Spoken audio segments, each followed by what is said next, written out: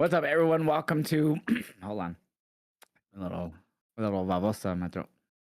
What's up, everyone? Welcome to another episode of Turnbuckle Talk with your boy Josh and of course Kraken. Merry Christmas, Happy Holidays, everyone.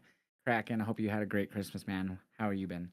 Been great. We had a fantastic Christmas this way. The only thing bad about Christmas is it was 70 degrees Christmas Eve, and Dude, it was around absolutely that. I don't know if we hit in the 70s, but we were basically like high 60s. it's insane. I hate it because me having kids are like, I want to play in the snow when it's Christmas on a white Christmas. I'm like, we'd I have to couldn't move up even tell north. you though if I've had a white Christmas here in where I've lived in Colorado in my lifetime. Maybe if I was when I was little, but yeah, it's been a long time. Yeah, but other than that, Christmas was good. Hopefully, it was for you.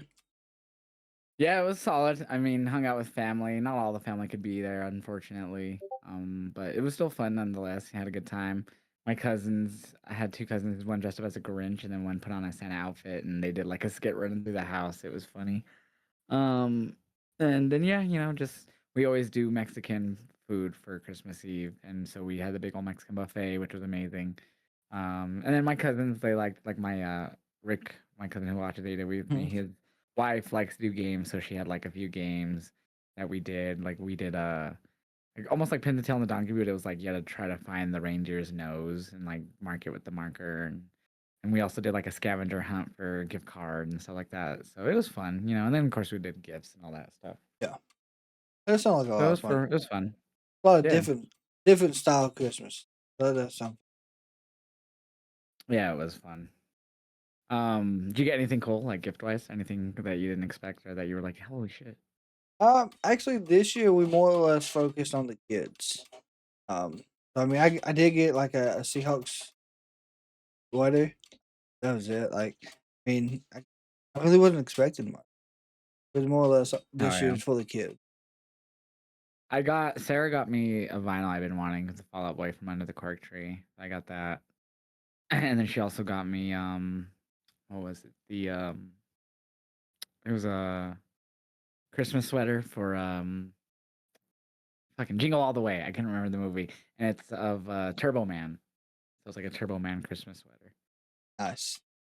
Yeah, so it was pretty cool. She actually said she was looking at getting me the Turbo Man doll, but by the time she could get it, it was sold out. I was like, just like the movie, god damn it.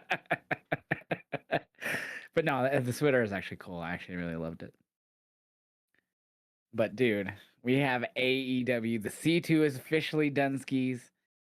They had me on the edge of my seat multiple times tonight with where they were going with it. The finals was not what I expected, bro. I did not think we were getting a Moxley Okada final. I didn't either. That was insane. So, match of the night, though, in my opinion, Moxley Fletcher. Yeah, yeah, I agree with you. Dude, that match was a fucking banger. The whole card was, but like, if we're gonna start with anything, we gotta start with that. I mean, I watched the pre-show, but I don't feel like I watched much on it at the same time. But this seems out of order here. This list I pulled up. Give me a minute. I'm so confused. No, I must have just passed it because I thought I saw the pre-show matches. Here it is. Okay, so I don't know how long the match was. I'm sure I could pull it up here. But Uh, this match flew by in time for me. Like I thought Takeshi Okada was fine. I hated the mhm. ending, but this match was fucking phenomenal. Just the back and forth these two had. Moxley chipped his tooth in this match, so his fucking big front tooth was chipped, and so his teeth were bleeding a little bit. Um, but these two had a fucking insane battle, like kicking out of Liger bombs. Fucking Moxley dropped Fletcher on his fucking head. What was it that he dropped him on? It was I don't uh, remember what it was, but I thought Fletcher was dead. dude, there was so many. Like, I know the one with stat. I can remember that one. I seen it, but like, I cannot remember what move it was. It was off the top Yeah, I rope. don't It was remember what it was. Oh my god. It was off the top rope, I know, but I cannot remember the name of what move he hit. But they checked him to make sure he was there. I don't know how the hell he got up, to be honest with you. Yeah, so yeah, he fell hard, and they showed the replay, and he fell so hard on top of his head. Um, But yeah, that was insane. That whole match was fucking insane.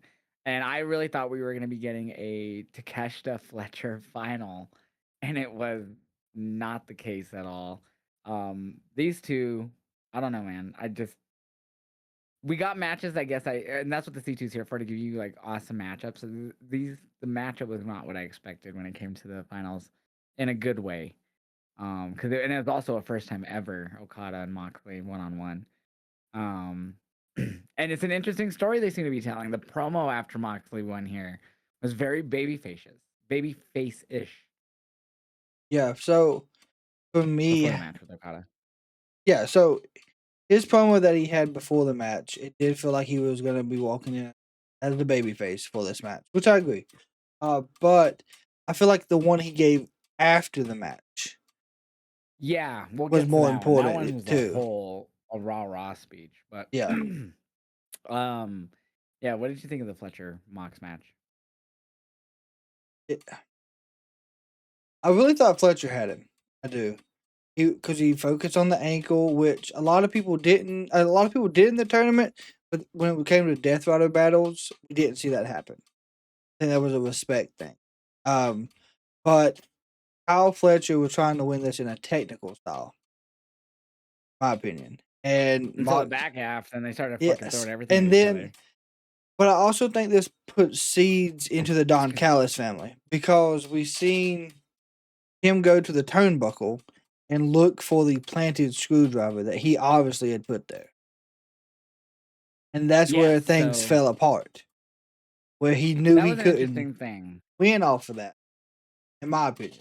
And it's funny because I didn't like that ending for Okada Takeshita. I hated that they used the screwdriver, and I hated that it seemed like the ref. I don't know. We'll get into that more, but I Yeah, hated that. So I'm glad it didn't happen here. yeah.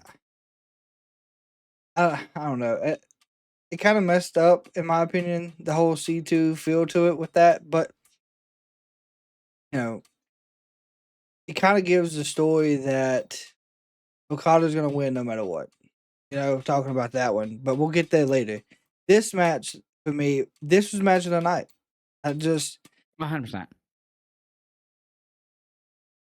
it was, The Brain Buster. There's a Brain Buster. I'm sorry. I'm yeah. trying to find the spot. What the move was. Go ahead. Continue. No, that's what I was looking for. I know he hit the stomp right after it. Because he avoided the first Up stomp. top, jockeying for Mr. Moxley bites his forehead and slips Yeah. out with the apron. Back inside. Okay, that's not it either. It's a sleeper superplex. Yep, there it was. Sleeper superplex. He had him in the sleeper and then he just German suplexed him. He dropped him on his fucking head. It was disgusting. Yeah, because he had the sleeper in to begin with, and then when he went back, that suplex that was Yeah, on the it was top rope. It very was fucking risky, awesome. but was you're in the ring with two people who are professionals at this. They know exactly how it needs to.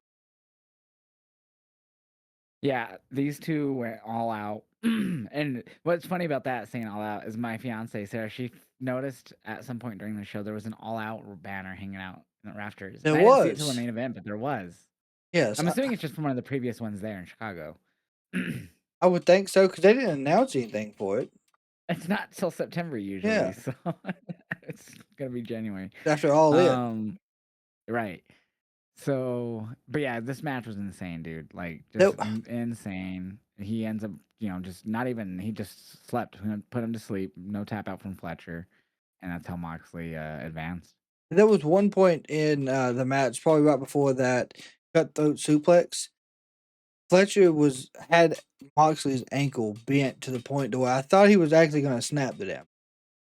I think it was Yeah, right yeah. before. And he finally got. And I liked Brian Danielson on commentary during that moment because he was like, it's like now he's got the right grip. Now he's got it really locked in. Like he was really selling when he finally was able, because they were like jockeying for it on the ground before he finally was able to lock it in and then stand up and properly grip. And that's when Brian was like, he finally has it properly. Now he could really torque it. And I was like, I love Brian on commentary. He's Yeah, so fun. and I His think passion. he also put a lot of emphasis in that you could tell that he had been working with Josh with his technical wrestling, preparing Yeah. for the Continental Classic. With Josh Alexander. Yeah. And I guess I missed this here, but it says afterwards, Fletcher wakes up and gets furious at Bryce Remsburg that he, called a match for him passing out because he never tapped. Yeah, he was like, "I didn't tap out," and Bryce was like, "You was out.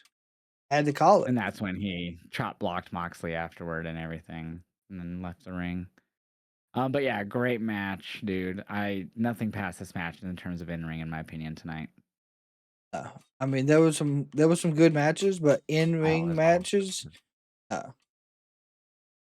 And then so Okada Takeshita, solid match. They're obviously dragging this one out. With Okada using the screwdriver. It was really good. Like I was waiting for it to hit that next level, and then that's when the screwdriver shit started happening. I was like, oh, are you kidding me? Especially because it felt like the ref was looking at Okada when he grabbed it. And the ref was like talking to Takesha, but then he would look at Okada, and then like he got to the point to where they were like looked like they were both dead even, and the ref was like decided to look away. I was like, are you fucking why? Like there was no reason for him to look away when he used it. Yeah. At least that's what I thought. Because to me, he gets the screwdriver, he missed with it at first, and then you see the ref turn around and look backwards, like he missed Yeah. something. Yeah, I was like, "There's no way we're gonna have this screwdriver cost Takeshita the match." But Yeah. So yeah, so Okada advanced to the finals of that, but I didn't hate that it led to Okada Mox in the final because that was like once I realized that was happening after the Moxley Flasher match, I was like, correct me if I'm wrong, but I believe chat this is the first time ever they're one on one, it was. and so that was like, wow, that's insane to think that this is our like I was like I'm not even mad now, just to think about this match happening. It's like I'm actually really hyped, and then Moxley got that promo, and then of course Moxley and Okada in the co-main event before the Fatal 4-Way, and it was a very, very good match. Very stiff match. For me, I honestly, this match to me took forever because it was so one-sided with Okada. I know it didn't probably take that long, probably Well, it was a 20 lot of minutes. technical wrestling. I didn't feel. Yeah, I want to see. I'm curious how long it was. Um, I don't know. I didn't. Maybe I was chatting with Chat a lot during that. We were pretty active on the YouTube tonight. So, but I don't know. I felt like it was. I didn't feel that. I don't know personally. I couldn't get into the match, it felt like. I don't know why. Like, I know the match, and it was a great match, but I just felt like it just did not live up to what I felt like it could have. It started out really technical. A lot of actual grappling. Yes. The match went 20 minutes 10 seconds according to Wikipedia. Um, I thought it would go longer than that personally. And yeah, I don't know. I do understand maybe why you might didn't like the first part. I don't know. I thought the whole match in general was solid. Like it didn't hit that next level like him and Fletcher, but I thought it told a good story, especially when it came to actual just in ring work. And they were obviously leaning on, I guess, the Okada, and they've been the best tournament wrestler. Which I would have been pissed if he would have won because I'm like, then what's the point of him relinquishing that Continental title? Because he would have been in the C2 anyways if he didn't. Like, what's the point? So I'm glad they went with Moxley there. And then his rah speech afterwards. So we saw Death Riders come out. They celebrated with him. Pac not there. He was initially advertised for the match with Death Riders earlier in the night. I think on Wednesday, and then they quickly changed it to Daniel Garcia. So hopefully he's not hurt again. That would suck. And he wasn't there for the celebration or anything. But they celebrated, and then he cut this whole rah. The whole everyone showed up in the C2. This title's not for me; it's for them. Everyone who came out and bust their ass and bled and sweat every night and killed their bodies. And he was just like, "That's what C2 and AEW are about: to come here and give 100%." And just this whole rah AEW speech, and it kind of felt like full circle almost, or like because when they first started the Death Riders, when they were attacking everyone and all that, Mox, briefcase the title, and everyone's not stepping up, and you know all this bullshit. It feels like that was the goal of the Death Riders, and they've accomplished that goal.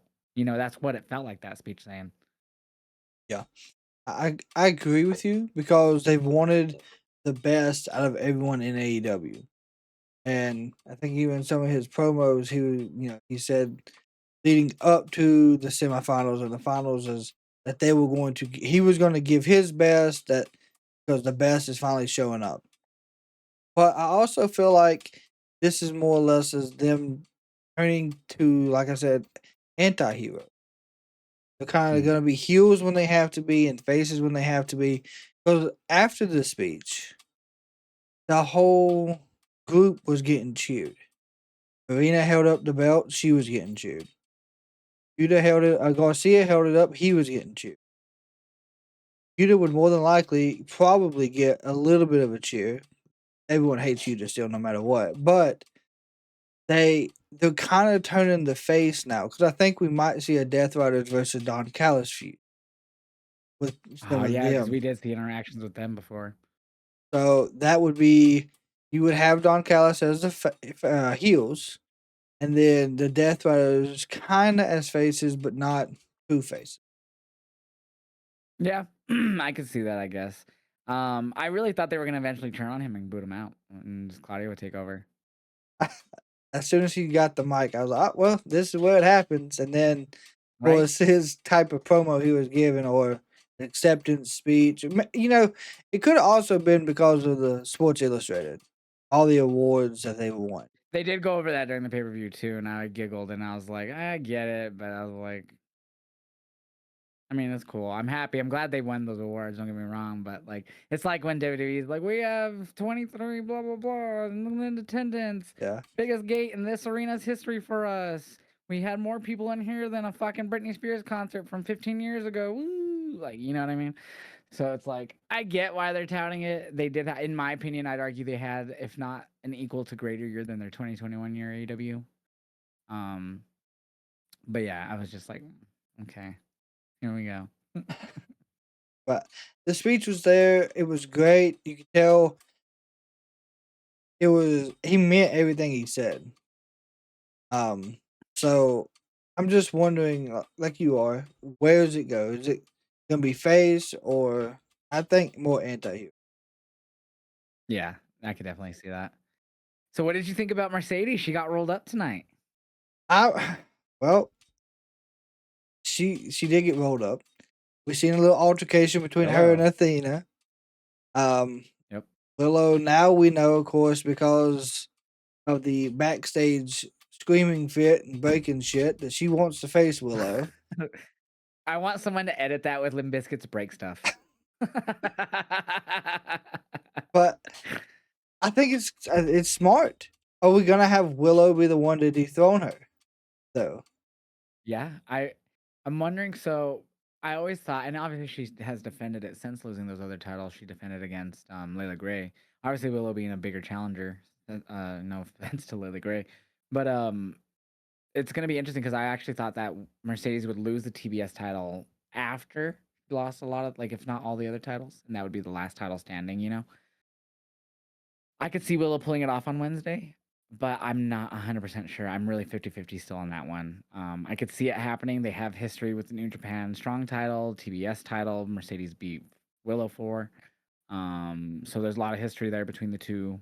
Obviously Mercedes got hurt in that New Japan Strong match that made Willow champion for that however long it was. So a lot of history. I could see it going either way. I would be fine with it if Willow does take it off, be double champ. Mercedes still has all the other belts that she hasn't lost.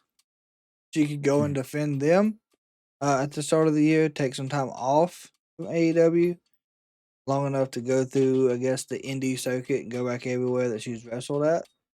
Come back, maybe towards the Owen again. I wouldn't say win the Owen twice, but it is possible. And then that's when she finally gets the big one. Yeah, I could definitely see that going down. I also want Willow though to finally step up into that main title picture. I mean, she's fought for it before, but I think 2026 should be the year that she wins that title too. Whether that be her taking it off Monet, whatever. But But would you want to see her versus Statlander? Want to redo that feud? I mean, I wouldn't hate it because I felt like we never got a full closure of that really. Like they kind of just seem to be okay with each other right now, and it was kind of more of like Willow doesn't want to be friends, but she'll work with her if time comes, like they Yeah. did at Blood and Guts. So I feel like there wasn't a full closure. I mean, they worked together well, but I feel like there's still that like Willow, like, you know. Yeah. Makes sense. I could see, I guess, All In, you could probably push for that if they keep the title on Statlander that long. Yeah, maybe. I don't know. I mean, she won it what at All Out or was it All Out Yeah, or she Double hit or it Nothing? with No, it wasn't the Double or Nothing. yeah, it was all out because she done the seatbelt roll up. Is what they call it. That's right. It was the Fatal 4-Way. That's right. Because yeah, at Forbidden Door it was Athena and Tony. Okay. Yeah, so I mean, I don't know. Either way, it's gonna go down Wednesday. And it's funny, little side note. I'm conflicted on what to do Wednesday. I don't know if you watch Stranger Things, but I've been a big fan of the show since it dropped, and obviously been keeping up with it myself, and super hyped for the series finale, and which is unfortunately 8 p.m. Wednesday, the same time as Dynamite, which is going to be a fun show with New Year's Bash. They got the 2 title matches announced for it with Ricochet and what was it? Ricochet and Jungle uh Jack Perry. yeah, Jack Perry pinned him in the 8-man in the pre-show. Um so yeah, I'm conflicted. I might honestly actually end up just watching Stranger Things over Dynamite Live because I know my if I do that and then I immediately like go to Twitter, I'm gonna have a spoiler because I've been interacting with all these Stranger Things posts. So I'm like oh, what do I do Wednesday? AEW, Stranger Things. I'm probably leaning towards Stranger Things, honestly. And so the new one came out on what? Christmas Christmas Day, Day, which yeah. I actually ended up not really doing much on Christmas Day. I could have went to my aunt's again, but I chose not to. And it actually ended up working out. Me, my Sarah, my fiance, Alex, and like my friends Beemar and Cuppy, like the ones that we did for season 4, we all were in a call and we watched all of season 4, and got to do that for the volume 2, which was pretty cool. So we're gonna try to do that again Yeah, on New Year's Eve. I know I watched Christmas Collision. Um, reacted to that, and then right after, I stayed off Twitter the whole time. Right after, he and my wife, we watched the And that's whole so hard because volume it's 3 two. episodes and they're all an hour, so it's 3 hours that you have to stay off social media after streaming Oh yeah, and watching Dynamite. But yeah, so I'm torn for Wednesday. is it a 2 hour special or is it 2.5? Is it just 2 hours for It's like Dynamite? it's 2 hours. It's like just north of 2 hours. It's like 2 hours and 5 minutes is what they released as runtime or something. Okay, that's not too. So you can. Yeah, it's actually a little bit shorter than the season 4 finale, I think. Like not by much, but like by like 5 or 6, 7 minutes or something like that. I got a lot to fill in for sure. I loved the volume 2. Just side note, I've seen a lot of There's been a lot of hate on hate the on social. it. I loved volume 2. I get what people's grips with the show were. Gripes. But hey, personally, I enjoyed it. I don't know why so many people want to see people just be killed off. Like for Friends, for Well, there 10 was a lot of years, I we get the whole like they said I guess they said that it would be a dark Christmas.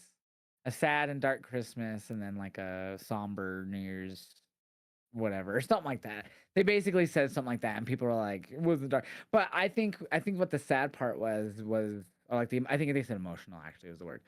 Um, I thought the emotional stuff was the Max stuff. Oh, I'm not gonna get too deep. Just the Max stuff, Yep. and obviously the last scene of the or like one of the last scenes with Will I mean, and all them. So I think that was what they were probably referring to, and people overhyped it to themselves, and that's why they're upset about it. like, I thought it was good. Like the emotional part, like you said, the Max, the ending there with Will, and then the whole Nancy spot in the Upside Down. I do have one question. I don't know if I should really say it because it kind of. I mean, what? It's just what stopped that goo. I don't think we never found that out. What I think it is, and it may not be anywhere near the close, but so Vecna feeds off negative emotion. So when they finally were honest with each other, there was positivity, there was reassurance with themselves, and I think that has something to do. I guess. I don't know if I like that, but I I don't. guess. I mean, Anyways, that was my question. that's. I mean, I don't know. That's the only logical thing because he controls about everything. I guess so. The only other thing too, and I think that not a lot of people talked about was if you know, you know. I don't want to say too much again. Briefcase. If you know that scene I'm talking about, Yeah. where Max and Holly. So I feel like that's gonna have a lot to do with hopefully because that was they made to me the way they had that cut right as we were about to see what it was. it's just moved on. So I'm like, okay, that has to continue in the series finale because that was the memory they were looking for. Anyways, I'm gonna shut up now. Don't want to say too much. I'm already saying too much. Either Loved way, it. Just I just it's going to yeah. great finale in a week. I can't wait. That's why. So are you gonna do that again? You're just gonna watch Dynamite and then stay off everything. Try to stay off everything. That's what I See, did though, today. I post while I'm live, so it's hard. Like as soon as I open Twitter to post a video, it's like it'll refresh my feed. Oh Or yeah. sometimes I'll just put my profile up, so it's just on my page. But still, it'll sometimes refresh like that. Anyways, I think that's why I'm honestly leaning towards just reacting to it live. Like that's Stranger my only thing. Things. And then I usually do a whole live New Year's Eve thing anyways, where I just stay live on New Year's Eve until midnight my time here in Colorado and game with homies and do some just fun shit, do some fun whatever the fuck we can do. Oh no, I So mean, that's what I'm probably gonna do again, and then just I'll probably just skim through Dynamite, pull up Max afterwards, and just skim through the matches and shit. I Or mean, something like that. I Dynamite's heard gonna. Collision was really good match-wise. Oh my god, yes. I didn't watch it, but I heard great things. I mean, the Continental Classic was fantastic the whole time, but to get us to the finals, what we had tonight on Collision, absolutely. So, Babes of Wrath, so they did retain. We just talked about that. Darby Allin, Gabe Kidd. That was an insanely stiff and brutal match. So this is where I told you before we started. This is where OBS decided to fucking hate. Oh shit! So you didn't see much of this match? I did see Darby get catapulted into the steel steps so hard it broke off the back part of it. I thought Um, that was weird that they had it like where the because then they switched it after this, yes, but they had it to where it wasn't in the corner the whole night until that match, and then that stair finally moved once that top part. So did they have that top part just for that spot? So they had to put the stairs like that? I don't. I am so confused. It's such a small detail, and it doesn't fucking matter. But I was so like, why is that not in the corner? And then because it was like that in previous matches too, the same stairs. And then they finally did that spot in that match that took off that top part, and it was back to being the normal steps. And I was like, ow! But what the fuck was the point of that even being like that? I did the Gabe kid happen to like climb up it? Like, No, he just slingshotted Darby like underneath it and broke it. and yeah, but did he enter on those steps or did he enter somewhere else? No, because those steps were like where commentary technically are, like that side. Okay, then I have no So fucking unless they clue. walked all the way around, because they usually have the steps on the other corner. Yeah, I don't. I do not know. That's odd. 'Cause I I mean, didn't. it's just it doesn't matter. There's something I noticed until that match because I still because I even told like I had like people in Discord and I was like I don't understand why those stairs are like that. They're always against the buckle. But they're just these ones have the flat top. And then they did the spot and I was like, was that just like that for the spot Probably the whole was. night? Weird. And then I happened to see Gabe Kidd eat a nasty chair shot. I do believe I think it was on a drop kick or maybe Darby threw it at him. But yeah, that was all I Yeah, then it's got. a drop kick. Yeah, the carry. Yeah. Unfortunately, that's all I got because my OBS was absolutely having a fit. Yeah. So you basically saw where they were both bloody at that point. Yes. I believe. Um, so he hits the shotgun drop kick inside the ring. They're both bloody. And the crowd's chanting "You sick fuck." They're chopping each other in the corner. He was biting Darby's forehead. There's a lot happened after this too. But yeah, it was a solid match. They were just beating the fuck out of each other, bloody as fuck. You know, Darby ends up getting a scorpion death drop and then doing the scorpion deathlock. Okay. Before Gabe Kidd gets to the ropes to break it up, but Darby ends up winning with the like a jackknife pin. Jackknife. Pull up. Yeah, like a jackknife roll up. Yeah, Nice. I was not expecting Darby to win this match. I figured he would. I figured that'd be the end with him and Gabe because it was kind of like a continuation with the Death Rider stuff. So is Darby finally done with the fucking Death Riders? I feel like he should be. I'm hoping he can move on. Kind of like Kenny needs to move away from Don Callis. Yeah. That's gonna be interesting too, because Kenny brought up on Wednesday that when the Bucks, I guess, they're gonna be came out after this, but the Bucks, I guess, are gonna be taking some time off or something. But Kenny said he has got some stuff that he's got to take care of. Rumors are possibly saying that could be a world title picture, which is now interesting because MJF now has it, which we'll get into here. Um, so I don't know. We'll see what happens with that. I'm curious to see where that goes with Kenny because obviously he has unfinished business with Andrade, who apparently now is free to sign fully with AEW again. He showed up at New Japan, joined United Empire, surprisingly. Uh, Um, so I thought we would see Andrade tonight, possibly, but obviously Kenny wasn't even on the card. I was expecting some returns. I was some surprises, but there was nothing. I'm glad though. I feel like AEW for a while, like there a couple years ago, like always had that, like, oh, okay, who's coming out, like who's returning, and I'm glad that we didn't have that. Technically, it was MJF's return match, but he did return, Dynamite a few weeks ago. Um, so I'm glad that it was just left like that. I don't think that we always need to expect a return or a surprise at a pay per view. I mean, it does make for when the surprise returns or debuts happen, they are more impactful. Exactly, and AEW did it almost every pay per view there back in 2022 and 2021. Yeah, that's when they were having a lot of the new signees and stuff. Yeah, they were just kind of taking all the hot free agents. Chris Statlander and Jamie Hayter had a really solid match tonight too.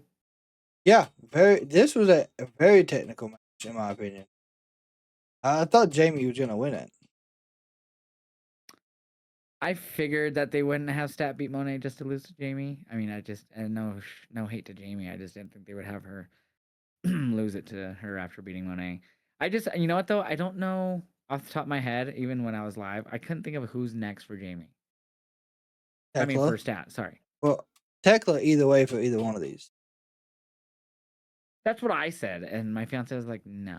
I was like, "Why?" I mean, she'd been targeting Jamie, so if Jamie would have won, that would have made sense. Yeah. Um, Statlander though. Yeah, who's next for Stat? She's defeated Tony, defeated Monet. She just beat Jamie. Three of the top women in the division. Jamie, former champ. Ultimo Monet is who she is. So, and then Tony being one of the 4-time women's champion. Megan Bain, if So she's like all done. the top. Megan would make sense. Megan almost beat Tony. They made her very believable in that match against Tony at I the know beginning of the I know year. Megan Bain's in Stardom doing stuff right now, so they got enough time to build it. Okay. Um, Megan would be fun. I'd like to see them two hosses going at it. Marina Shafir, another good heel. Shafir's pretty over with Dead Riders. She could play the heel part for this too pretty well. She's always, doing fucking with everyone. So Those two at least. Sarah says in the chat, no reason, I just don't like her. Tekla's the best. A lot of people If we're don't ever at like the Tech. Starcast or WrestleCon and she's there, we're gonna go tell her that you love her. Yeah, I only posted a few reactions to Worlds End, Jeremy. I try with AEW pay per views. They tend to get copywritten a lot harder than WWE stuff does, at least for AEW pay per views only. So I do post them to like a weird third account, only on TikTok. I don't even post them to my IG just because I don't want to fuck my IG up. It's popping right now. But yeah, no, this match was fire. Really good match. Nothing really overly stood out. There was a few good spots. I thought Chris hitting a Vader bomb was pretty good.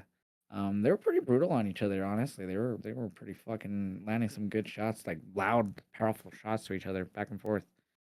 Uh, Um, for me, the two moves that really stuck out in this, we had a avalanche fisherman suplex from Jamie Hayter, and I think not even like 3 sequences later, we got what looked like a blue thunder wasn't it an bomb. Avalanche Michinoku driver?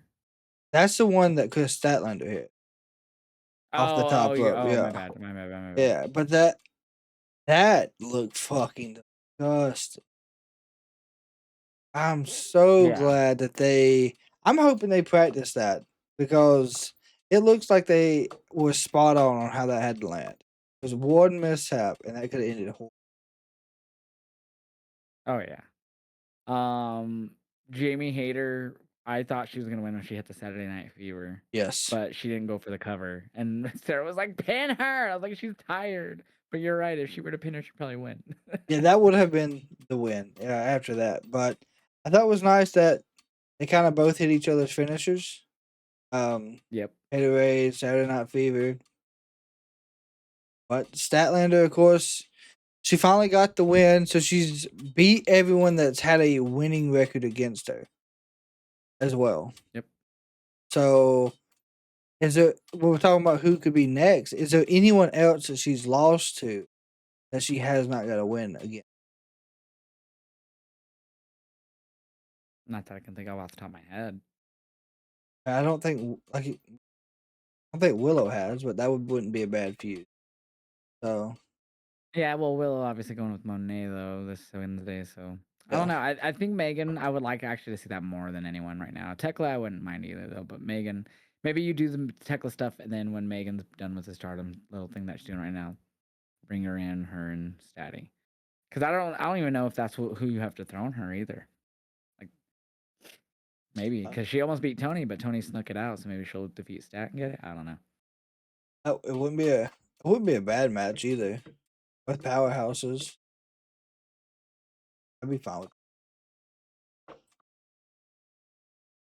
We also had an 8-person tag, so they called it the Mixed Nuts. So it was Tony Storm and the Conglomeration versus Death Riders. So we saw Tony O.C. Briscoe and Roderick Strong, and it was Claudio, Daniel Garcia, Marina Shafir, Wheeler Yuta. Again, no pack, which was initially advertised for this match, but then they switched it out immediately for DG. At one point, we saw OC mimic Daniel Garcia's dance that he hasn't done, the whole little thrust. That popped me. And then we had Marina copy OC. She put her hands in her back pockets, but then she was like kicking the fuck out of OC like Yeah, so hard. And I was like, oh my God. And you could tell OC was doing like the whole like, okay, this is actually pissing me off. Ow. yeah, And then he tried to like go all full first at her, and then he like ducked her and she like fell out of the ring. And then I think that's when someone came in and hit OC or something. But this whole match was really fun. They also did the dancing spot that we saw Alex Windsor and Tony do with OC and yes. Tony. And they But were like landing moves. They'd like spin each other and like be like a back fist and take out Marina or whoever else was coming in. And they did the thing where like he ducked Tony or like ducked her down and her leg went up so it kicked whoever and shit like that. It was so fucking funny, dude. yeah, this was not a bad match. I honestly thought this was No, it was awesome. gonna be like more of a Death Riders just beatdown. But There was points where that happened though. there was, but the the conglomeration actually surprised me how well they worked together. I liked the one thing that I really liked that Death Riders did here was that like train they would run. Like I know that's Uh, in that you could take that very sussy, but they would put someone in the corner and they would all just come in and hit like back elbows or just fucking shoulders into them or whatever. That was Splash, cool yeah, because it was just they would literally just go in a circle and just keep going. It reminded me of the New Day. Then they do the stomp and someone would tag in and continue the stomps and then tag and continue the stomp. I loved that. So I was like, damn, that's so sick. That's such a good maneuver. yeah. And the way they would end it was, I think they would pick up the first time. I think they picked up Yuta. Yuta gave like a Yeah, drop kick, and yeah, then yeah. They would like pick them up and throw them at him. Yeah. yeah. So it was very smart. Good tag team work there. But the moment I was really hoping we would see more of is the interaction between Roderick Strong and So yeah, we did have that moment, and the crowd popped for it. Obviously, if you don't know, they're an actual married couple. If you're in the chat, they're married. They have a son. So we've seen a few interactions with them in the past, and this one was very similar. They got in the ring. She, I believe she either low blowed him or just kicked him. I she forget kicked exactly him what in it the was. jaw, and he chopped Okay, yeah, shit out of him. yeah. She like turned around after the kick, and so then he just whack right in the back. And I was like, oh my god! I go, Yeah. that's gonna be a fun conversation with their son. But And yeah, then I think someone came and like pushed him into her, and they like fell to the outside, or he fell to the outside, or something like that. yeah, and Um, I think that set up Claudio to take Tony on the spin. yeah. Well, Tony had so it was like her and Mark, and I think he or like OC, like they put someone in the corner. I think OC hit like a punch to someone, they fell down, and then Tony went and picked up her. her tights into her butt and did the what I call the sweet cheek music. Um, and then that's when Claudio came in and picked her up by her feet and spun her around and let her go. Like, he spun her around like a good bit too, not just real quick. He fucking good 5, 6 spins before he threw her down. Yeah, because normally they end up with a drop kick, which I'm glad they didn't on this spot. I was waiting for Yuta to drop kick her too, dude. I was so waiting for it. She would have took it. I mean, Oh yeah, 100%. yeah, it was a great But yeah, no, match. this was a very fun match. What I did notice though is Roderick is still refusing, in a sense, to celebrate with them, hold the hands I of didn't them realize during the he still did celebration. it. Yeah, They went out the ramp side of the ropes. He went out towards camera side. He was refusing I to can't let the steal. Paragon go. Yeah, to do anything conglomeration in that sense. Oh yeah, and I thought it was funny that the Babes of Wrath came out and celebrated with them. Yeah, and then you had Mina and what, Luther? And Luther came out too. That made more sense than I thought the Babes of Wrath. But yeah, and then of course OC jumped in Tony's arms like Mina did. Yeah. Got a victory lap. Um, but yeah, and then after that was when we saw that Monet promo. But yeah, that was a really fun 8-person tag. It was a really in a good spot of the card, honestly, after the crazy ass Darby Gabe match. Yeah, I think the reason it felt like it was there, it fit so well in that spot to me, was because this might have been, was this the middle match of the night? Uh, Yeah, so basically. with Tony, of course he books long shows, and some people I complain would say about it. Darby Gabe was, so this was like coming out of it, the middle, yeah. Because then after that we had the last 3 matches, so that was like back end. Yeah. So, but Darby, not Darby, but Tony will do these long shows. People get tired, might lose a Yeah, little bit 4 of hours. That interest, that and last match ended literally right at midnight Eastern too. That was yeah, exactly 4 hours on the dot and when when the main event ended. I feel like this match kind of like brought energy back into the arena after the Darby match that could have been lost in the long show because there were funny Yeah. spots, there was good energy the whole time. It wasn't quite, in my opinion, this was outside of probably the Okada and the Fletcher and Moxley match. This was probably the loudest match of the night I had for the crowd. actually a decent amount of people. I wouldn't say like overly like the majority, but I had quite a few people like this crowd is quiet. And it was usually a part where like I felt like there really didn't need to be a lot of crowd noise happening. Um I kind of attribute that to maybe if they watch like WWE during COVID, WWE got really comfortable using I don't know what you'd exactly call it. It was like a soundtrack of just noise.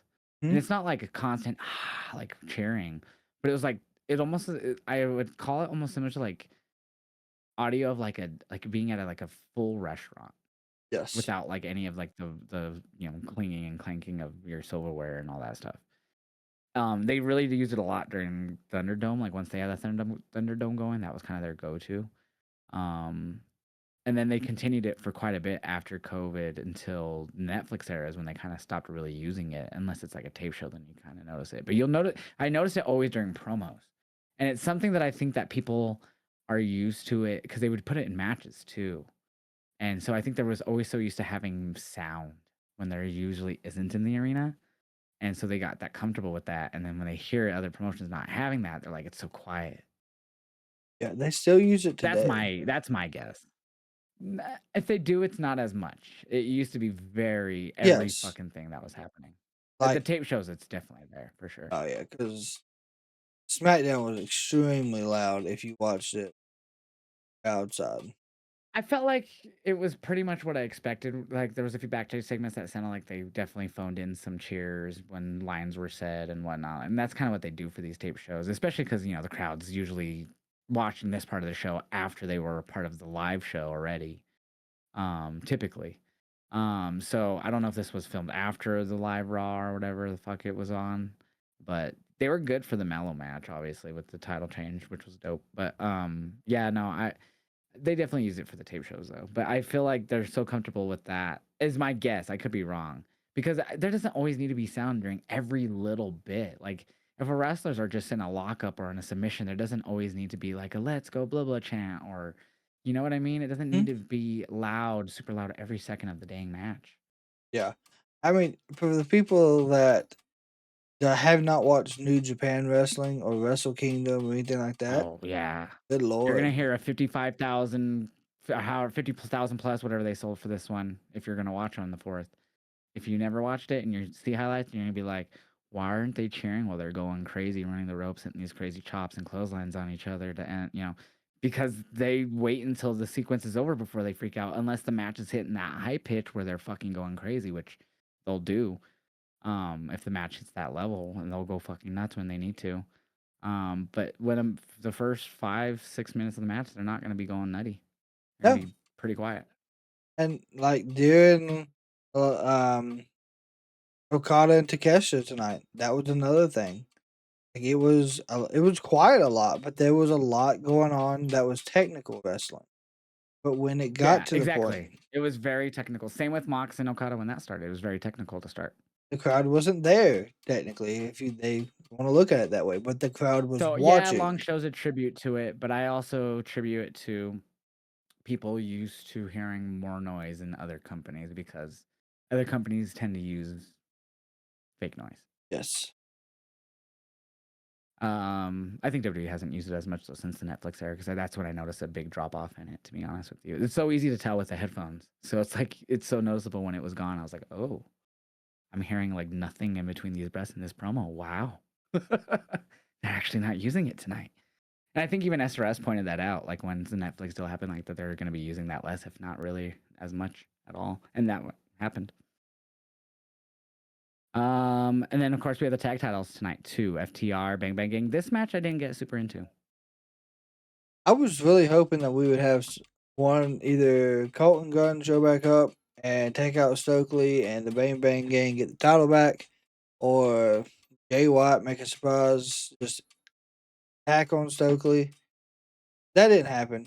Um, Nope. I did not like the outcome. Interesting. I figured FTR would retain. I feel like we're still going to end up with FTR versus Edge and or Cope and Christian eventually for the tag titles. Um, once I had seen on social media, I guess Christian was at some hockey game in Connecticut. I was like, okay, well, that's not going to be led to tonight then. I just um, I just didn't get invested in this match, and it wasn't even a bad match. I don't know if I just this was after both CT, and this was after Fletcher Mox. yeah, it was. Had to follow up So that. tough, and it wasn't bad. It had good spots. We saw fucking was it Dax that took a really sick spot and he rolls to the outside. I forget if it was Dax or Cash. Landed on their head from the top, and it was really disgusting. It was And I was even like Dax. yelling at the ref, like, go check on them because they need to Yeah. stay in the ring. Um, Cash took a bad spot as well. When yeah, I don't remember which one I was thinking of. he went for the dive on Austin to the That's what outside I was with the thinking of. table, That's what I was thinking of. and that Yeah, and he was scorpion. He like overshot it slightly, and he scorpions at the top of it. it. It was terrifying. It was a bad spot. Both of course was okay, but damn, just I think we've seen that twice tonight. Two spots where they overshot. One was a moonsault in the main event, and this Yeah, one Hangman.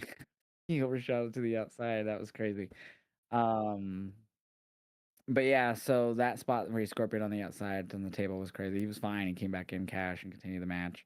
yeah. But yeah, I just didn't get overly invested. And then of course Stokely, they had the table on the commentary side. He set up Yeah. and he got knocked off the apron. And he kind of overshot that too, and or he did. He fully overshot that. And he like ran into the bottom of the commentary desk. But what made it comical for me was the table ended up tipping over anyways that he missed and just fell on top of him, all slow. And I was like, oh my god, that was so perfect, especially Yeah. for Stokely. Um, but yeah, no, FTR retain. I was fine with the result. I again, I feel like they're gonna lead to Cope and Christian versus them for the titles. So Fortunately, I know that's what's coming, and I just don't think it needs it. that's fair. I get it, especially because they're the older guy. I get it though. They're getting that one final run, and Yeah. I'm edge heads. Okay. Listen, I was too. I understand. Trust me. But well, the good thing is we know that how Tony will book a one last time. We've seen it before. Hopefully. Yeah, Um, I mean everyone's case by case. I feel like, but yeah, but we'll see. The positive thing in this match though was the Bang Bang Gang looked very impressive, with it being Yeah. Juice and Austin. It took a power There was dri one botch that I noticed. It was right at the end. They were like gonna do the shatter machine, and it was like I don't know if they just yeah, mistimed it, but he like went to jump and they like didn't work, so they just fucking pushed him into the ropes and did it again. Dax didn't lift him or something happened. I don't know. They mistimed it somehow, but he just pushed him against the ropes and then picked him up and got it. So I was like, Yeah. oh, okay, well, I mean that works. Yeah, it took it took a power driver to Austin onto a trash can, then the one they do where Cash jumps off the middle rope twice, one onto a title, and then a shadow machine, I believe, for the win. So I mean, it took everything they could dish out to beat the Bang Bang Gang. So I mean, it's not like they're going to be out of the title picture. I don't think. Yeah, that's true. So solid match, but I just didn't get overly invested. And then the main event for the title, new world champion MJF. He came out with the diamond ring. I And know. so obviously on Wednesday they did the Diamond Ring Battle Royal finals with or just the Diamond Finals. I don't know what you call it because it was no longer the Battle Royal. Anyways, Bandito won. He technically has the Diamond Ring. Obviously, MJF has had it since the inception of AEW. He won the world title tonight. We'll talk about the match, but I'm curious where this could go with him winning the Diamond Ring. This obviously leads to him versus Bandito Maximum Carnage here at the beginning of the year, January 7th, I believe. And I wonder if they can make this winner take all. They could. Diamond Ring, ROH title, AEW World Oh title. my! My thing is I don't want MJF to have the ROH World title. I don't either. Bandito's fine to keep it. Diamond ring, But how band. do you do that without including that? Unless he's just like, fuck that little toy you have. I want that. It's I don't know. It is a good question. But there's no way Bandito drops it in between now and then either. So you could do winner Anyways, takes but all, yeah. but I don't think that works. You could just do winner takes diamond ring and AEW title. That's what I'm thinking. Like they could just have MJF just blow off the ROH title. Like, I don't want your little fucking toy. I want you to stop saying that you're the diamond ring holder. Then yet again, he may just not care and be like, "Hey, I won this every fucking time. I'm still gonna wear it." Yeah, I feel like they're definitely gonna have the element of the diamond ring though, since Bandito just won it. I hope they do. But So yeah, so this match was solid. MJF did his I love he did his like shouting spots where shit happens. He's like, oh shit. yeah, Or he'll say certain things like, wait, wait, wait, wait. And then like he'll get hit with something or something like that. So he did those tonight, which were great. Um but a solid match overall. It started out really hangman swervy. So like kind of started out where MJF and Joe got taken out kind of quickly. They end up on the outside and it ends up with Hangman Swerve face to face. Crowd goes fucking crazy, you know, because of their history. Commentary brings up their past and bringing up how violent their history is and how they're, you know, on each other's side now. But when they need a battle, the battle, blah blah blah. And they would just kick each other's ass, and then Joe would come in, try to do something, they'd get him back out right away. Same with MJF, and they just a lot of this match for a bit was just those two. It felt like. it was. I was not surprised because I feel like we started this year with a big focus on Hangman and Swerve, which Mhm. makes sense for them to be in the main match for the end of the year pay per view for AEW. And that kind of, in my opinion, it kind of closed out their 2020. Like that Definitely. feud's done. We probably won't see it again for a while. If we do, I'd be surprised. Yeah, they'll definitely be more just like on each other's side, and like if they need to help each other in situations like they did with the Death Riders and whatnot, they'll do so maybe against Don Cal's family eventually too, with helping Kenny. Who knows? Since the Elite's basically back together, get Hangman back on his side down the road. Um, but yeah, this was a fun match. We did see they did have Hangman land a buckshot on Swerve, about a little past midway, I'd say, into this match that he kicked out of, or Joe or someone saved the match with. I forget exactly which way. Um, but it kind of led into the towards the finish. MJF basically ended up stealing it, though. That is kind of his Yes, specialty. that was fantastic. The MJF special, by God. Wait, wait, wait. Capitalize when someone else has already won.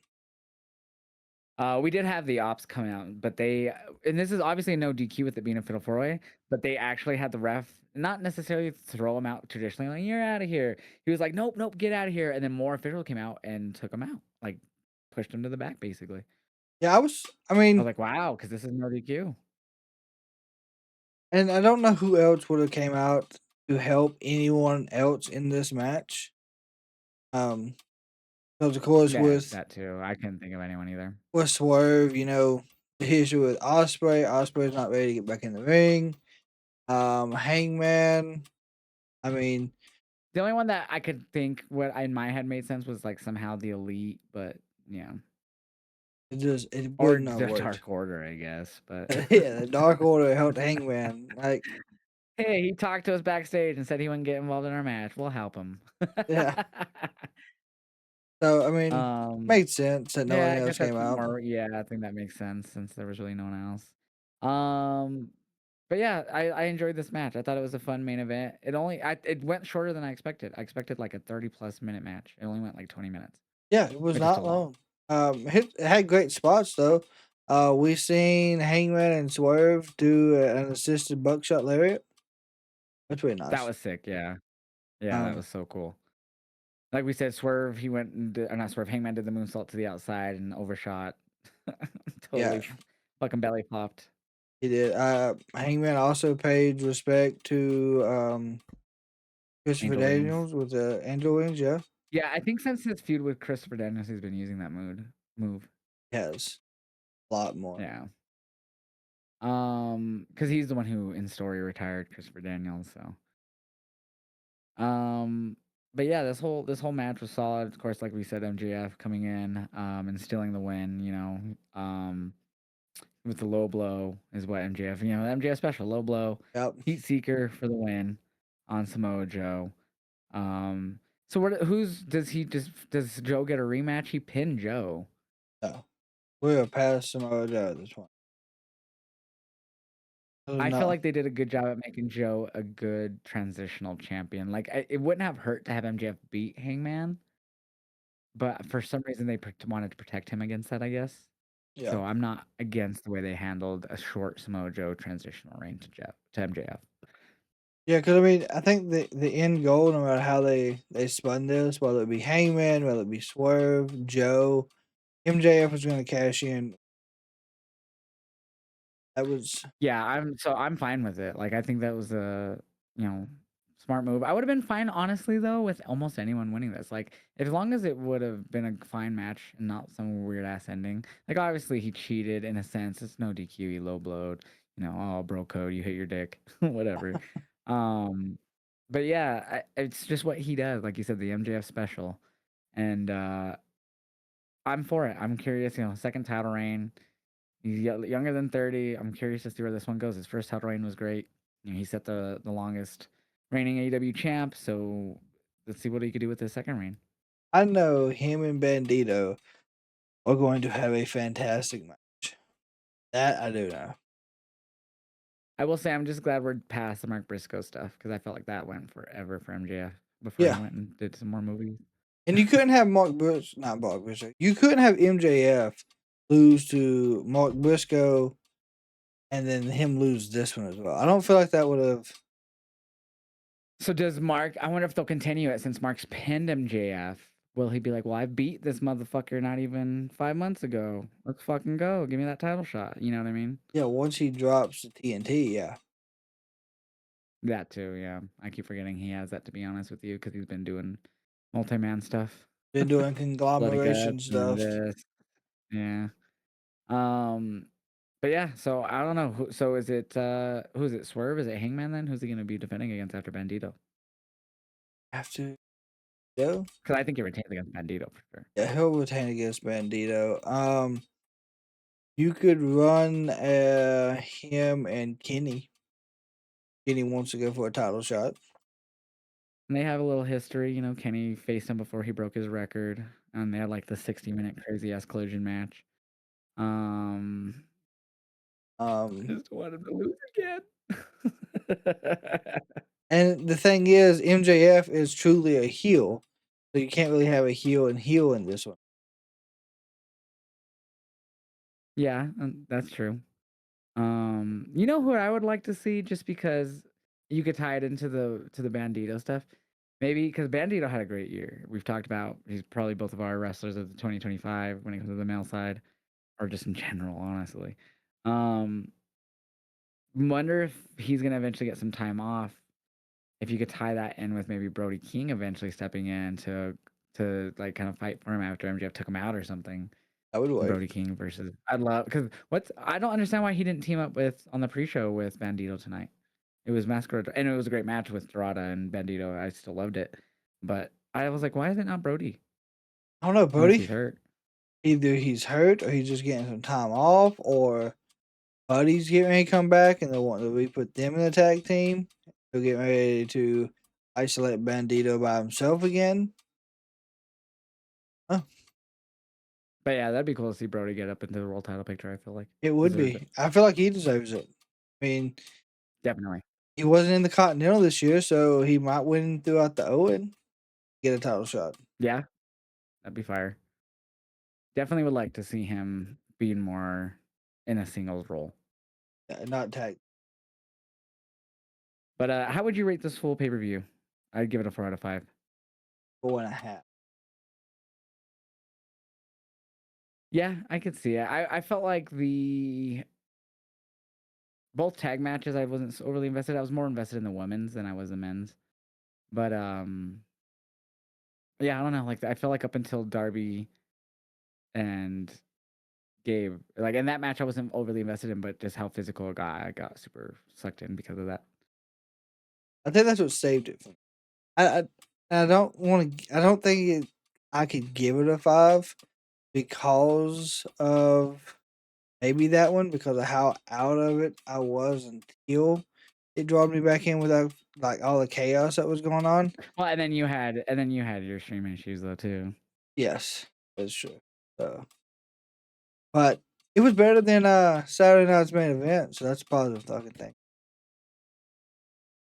Yeah, definitely better. Well, and I enjoyed Saturday Night's main event for what it was, personally. So. And I was fine with John Tappin. It's now an emo in all my chats. So I love it. I mean, I was okay with it, but yeah, I like 4.5 out of 5 for sure. Yeah. So we gotta talk that it's now more of a possibility now than ever that our teams could face in the Super Bowl It is. It is. again, Hmm? as Jericho would say. So we locked the AFC West with the Chargers loss today. So we Yes. have first time we've won the AFC West since 2015 when we won the Super Bowl against the Panthers. So with a Patriots loss tomorrow to the Jets, which I doubt happens because it's the Jets, Uh, we would secure the first seed. But I don't think that happens. So now we'll have to be concerned with beating the Chargers in the final week. Because if we could be lucky and have the Patriots lose, then we could just sit our starters against the Chargers. yeah, y'all have division and what I think it's division and playoff both. Yeah, So we have playoffs. We just don't have the first seed yet because we have the tiebreaker right now with Patriots. If the Patriots win, we're still tied, but we have the win over the Raiders. But if they win and then we lose to the Chargers and then they win their last game, they get the first seed. Because then they'll have the better record, and yeah, that'll yeah, still so pass our y'all tiebreaker. have to beat the Chargers next week, who struggled against the damn Texans Dude, today. we struggled against the fucking third team of the Chiefs. We won 20, what was it, 20? I didn't even, I was watching Stranger Things, so I actually just had the fucking, like, box score pulled up the whole game. Because I was really wanting to watch Stranger Things. That's how invested I am right now in the final series. But, yeah, so I don't know, man.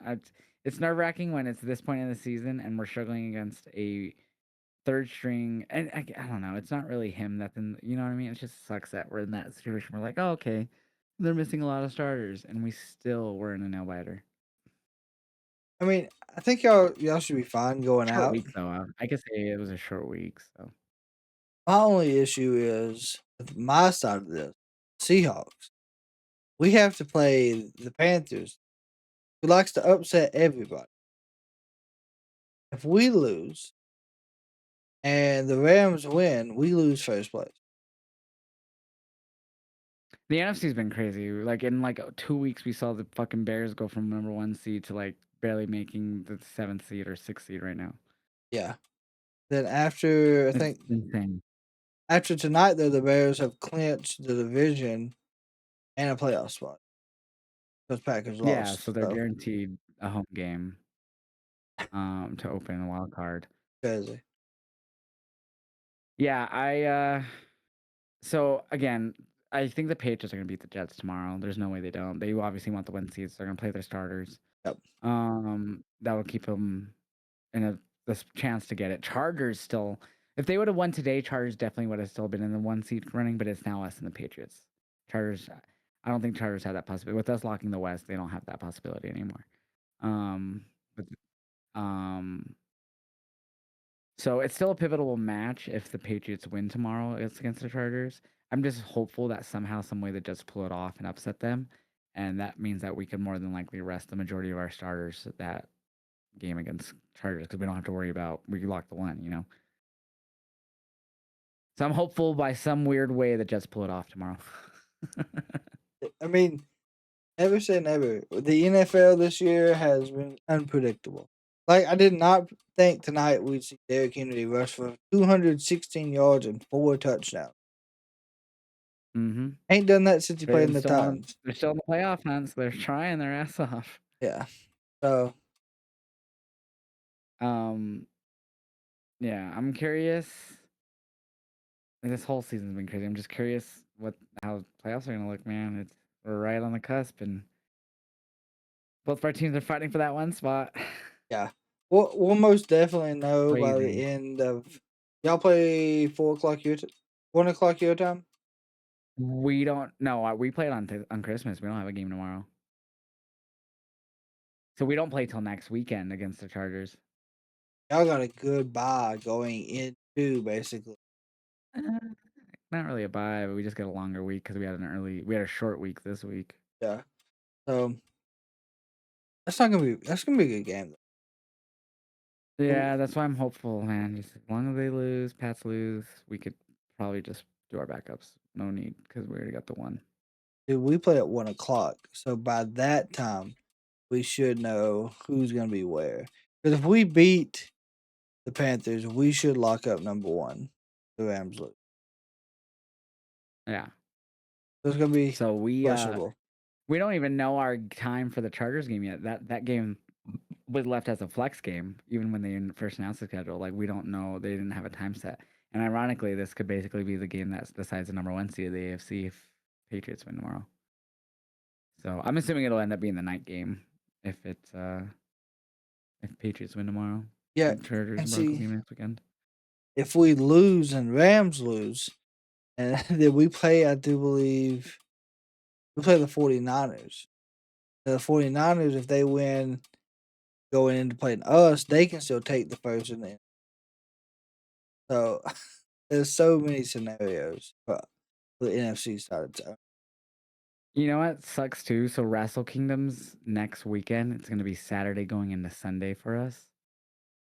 And I've reacted to it for the last few years and I've watched it for a while, but I'm gonna do it again. That's Saturday, and then, so then Sunday will be that Broncos Charger game. So I'm gonna be up all night watching Wrestle Kingdom, and then I'm hoping that we get the late game because our game has it's just TBD. So I'm hoping they announce it for the late game, and that means I can sleep. So I don't have to wake up at noon on like 3 or 4 hours of sleep, and then watch my Broncos in a fucking pivotal matchup all sleep deprived. That's Because I want to react Tanahashi's. to that Wrestle Kingdom. Yeah, it's his retirement. That's gonna be. I He's gotta fighting see one final Okada. high fly flow, man. That was what was one surprising thing I would say is that since he lost to Okada, that I was surprised just because obviously Okada's facing Tana in the retirement match, which will be the main event, and then he's facing Yota Tsuji, Takeshita, excuse me, defending the IWGP title. So do we see any type of them interacting in either of the matches at Wrestle Kingdom? I wouldn't Does think. Takeshita come out during the retirement? Does Okada come out during his match against Tsuji? He could. It's a possibility that Takeshita does show up in the Tanahashi match. But if Takeshita wins, doesn't Okada technically get a match now that he's pinned him? In theory, but I don't know if New Japan will work it that way. That didn't happen in a New Japan sanctioned match, I guess. But I mean, he still pinned him, and he won the G1, and it ties with. And he won the G1 IWGP champ, and then he pinned the IWGP champ in a tournament similar to the G1 in America. Yep. So in theory, you can make it work. I just don't know if New Japan will do it that way. I don't watch Tanihashi's the them enough to like president, so predict it. Yeah, yeah. I mean, he's not the booker though. That's ghetto. I don't know. That's Good up to ghetto. possibilities. Yeah, so I'm curious. That's why I'm a little bit more intrigued now for Wrestle Kingdom since Takeshita lost. I keep wanting to say Takahashi, even though I don't know who Hiromu was even facing at fucking Wrestle Kingdom. Let's look up this card real quick. I want to see what this is for Wrestle Kingdom. I know it's pretty big, I do believe. They're not doing a Wrestle Dynasty this year either. The night after, like they did last year Really? with AEW and all that. Yeah, remember last year they did the whole Wrestle Dynasty. It was like AEW, ROH, Yeah. MLL, New Japan. That's Yeah. when we got Kenny and Gabe and all that. Yeah, we're not doing that this year because it's next weekend. They would have been announced by now.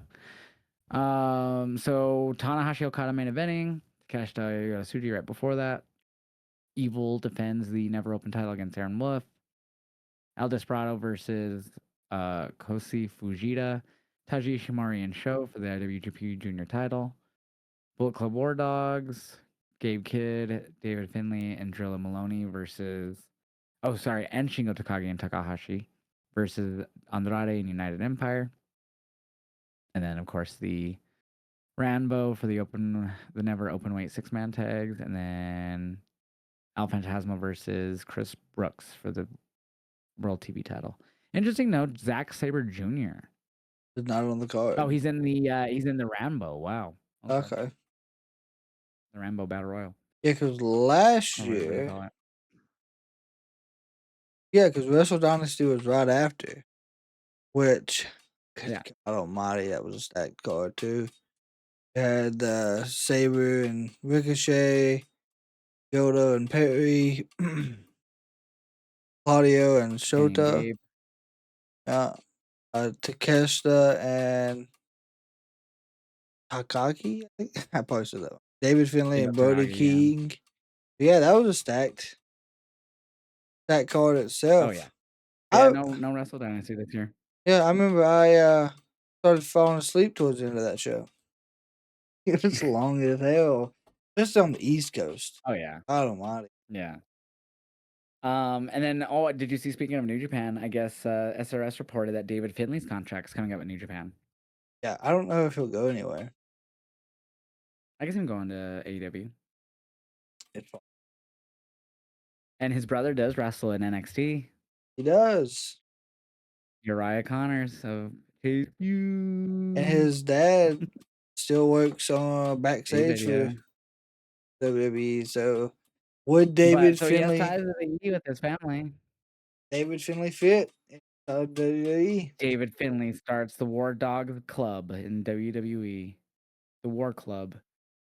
The War Club versus Judgment Day. That'll go. And he just gets a bald guy that looks like they just get some random bald guy. They'll put fucking what's his name? Sean Spears up in it. Don Spears will be the leader. But yeah, so that's intriguing to think about him possibly going elsewhere. And he's, I guess, technically leader of Bullet Club, but I feel like that they need to, I don't know if they should end it, but that's ran its course, I feel like, definitely. It'd be nice to see it redone and not redone, but have some key members. AJ's retirement run as some of his feud, but can't really do that. And I seen a video tonight, before we started, that at the house show. I think today, someone had an AEW title and asked AJ Oh my to God, I was sign just about to it. bring that up. I literally just pulled that up to talk about. I haven't seen the footage yet, but yeah, he says, Nick, Matt, I love you, but I ain't signing this though. Yes. So I had a few people bring this up in my stream. and they like wanted me. I don't know. They just felt like it was. I guess wanted me to see if I think. I really don't care that he didn't sign it. Like it's No, whatever. I don't think it's a bad thing. You know, never worked there. no, he's never worked there. He's never held it. Makes sense. Just like MJF throwing off the WWE Undisputed title that one time when someone Yeah, brought he it didn't in. sign that at his autograph signing either. Yeah, Why he the just tossed it off their table. why would you sign something that you've never held or competed for? And another thing I think these wrestlers think about, they probably quickly think in their head, an AEW title that I've signed. Imagine how much they're gonna make for this, and they've never been there. You know what I mean? So that's a one of a kind. So I get it, totally get it. Yeah, and he was cool about it. I didn't watch the video, but Sarah in my chat says he was really cool about it. Like he wasn't Mhm. rude or anything. So Yeah, he was. um, He was very nice. I still want Osprey versus AJ in modern day. God damn it.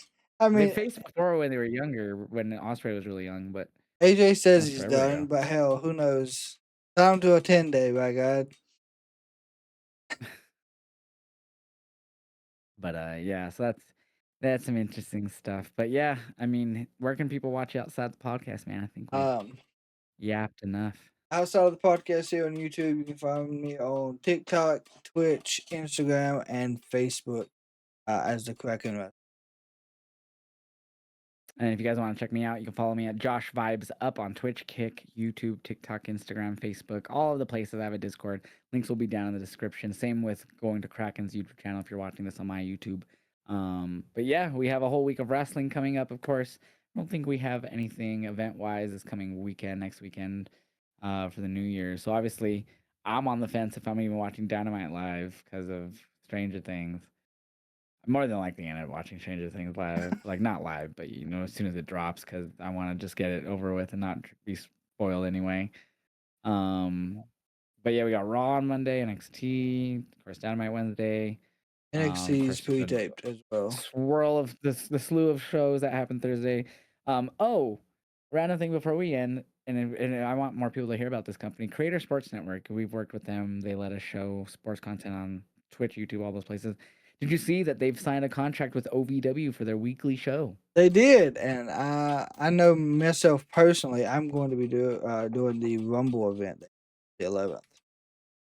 So I did their weekly show the week before their like Christmas show they had because it was on. Unfortunately, it was during the Bronco game last weekend. Before not the Charger, the Chiefs game, but the Jags game was at the same time as that event on the Sunday, so I didn't watch that. But I watched their weekly show and it wasn't bad. But yeah, so I'll probably be watching more OVW coming here in 2026 since they've signed a deal with the Creator Sports Network.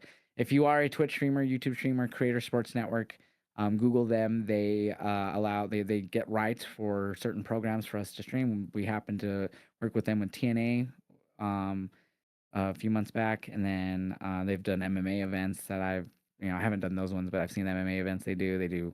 They have a deal with like the Rocky Mountain League or whatever it is in college football. So a lot of those teams that you'll be able to stream. So they do a lot of college basketball recently too. So go check them out. Like a big shout out to them because I love that what they're doing. And you might be seeing OVW from our channels and some other wrestling out there now this year. So yeah, that's be pretty dope. I didn't know if you saw that. Yeah, I'm looking forward to it because it's something different. You know, we got WWE, we got AEW, TNA. Those are on Thursdays, which is a TNA day and a ROH day. I don't watch either Yeah, ROH TNA weekly, but I am curious because I've been going to a weekly, or not a weekly, but a local show more recently. I'm trying to just broaden my horizons from AEW and WWE. That's my main, things I watch. that's my whole thought about it. Was just another show that I can put eyes on that I haven't been able to do before, and introduce my community to it to get more eyes on it outside of just people who already watch it. So can't wait. Oh yeah. Hell yeah. But all right, guys, thanks for listening, and we'll catch you guys next time. Peace.